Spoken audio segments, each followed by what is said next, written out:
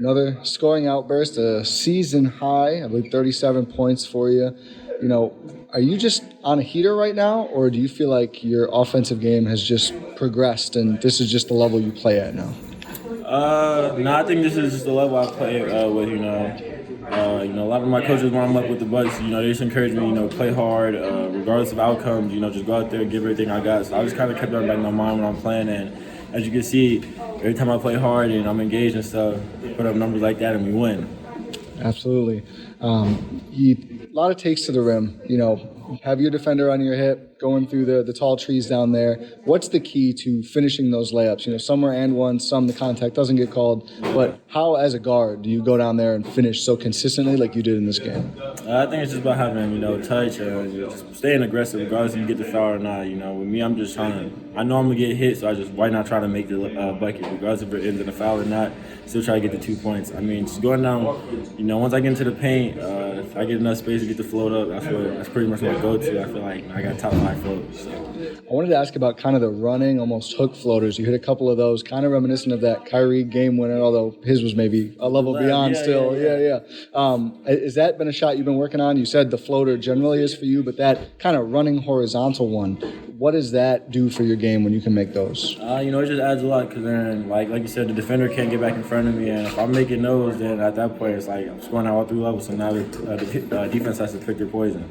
Absolutely. And then I wanted to ask about the step-back threes. We've talked a lot about, you're a point guard. You have to be able to run the offense, keep guys engaged. How do you know when it's time to pull that trigger? Is it about the space in front of you? Is it about where everyone else on the court is? What goes into that decision? Pretty much just the spacing, and I just feel like, whenever I'm aggressive to start the game off, whenever I'm aggressive, I just feel like me getting downhill early just opens up opportunities not only for myself but for our shooters as well. We've talked about kind of your work with Dame. That's obviously kind of his signature shot, is those step backs. Is that something that you've worked on at all with him, or has he given you any, guidance on that specific technique? Me and him really haven't worked together like that. But I think all his guidance is just, him, working out, practicing and all that. So every time whenever I'm up there and he's working out on his daily bread, I'm sitting down, I'm watching, just see, ball placement, how he's balanced and scoring, all that. Same with pregame. I'm down there rebounding. I tend to always try to throw the ball back to Dame so I can just watch and see what he's doing. Whenever I'm up there, he's always talking to me. I feel like, Dame's just like a big brother to me. So he's just always talking, telling me to keep my head up, just stay focused and stuff like that. Absolutely.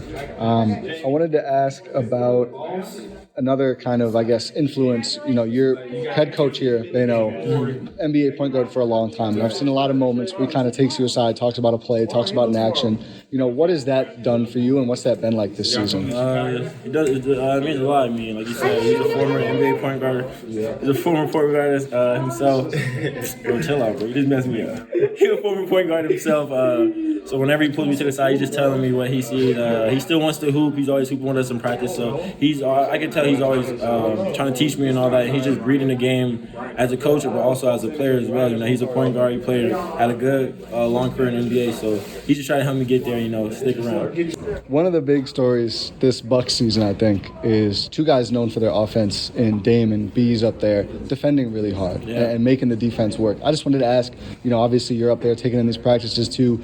Just about your focus and I guess your process on the defensive end this year, and if that's been a priority for you. I felt like late down the stretch, that's pretty much all I was just focusing on, just playing hard, just guarding, and pretty much just trying to keep my man from scoring and, just being in the right spots, rotations and stuff like that. I feel like once our defense is taken care of, just leads us getting easy baskets. Absolutely. And then finally here, one of our previous interviews, you talked about wanting to go to that next level of, being the reserve point guard at the NBA level. Could you see yourself in that role with the Bucks next season? For sure, definitely. I want to stay in Milwaukee, keep learning from Dame and everybody up there. Hopefully when it's my time, I want to be that backup point guard for us next season. Absolutely. Thanks.